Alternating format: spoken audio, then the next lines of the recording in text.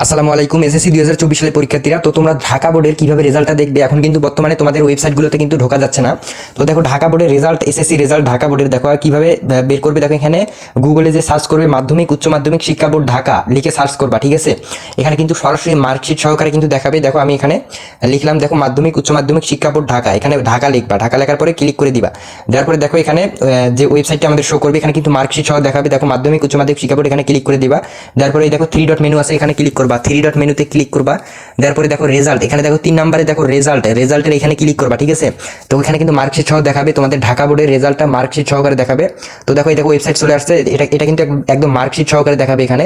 এখানে কোনো মানে ইয়া নাই, এখানে সরাসরি এটা ঢাকা বোর্ডের ওয়েবসাইট।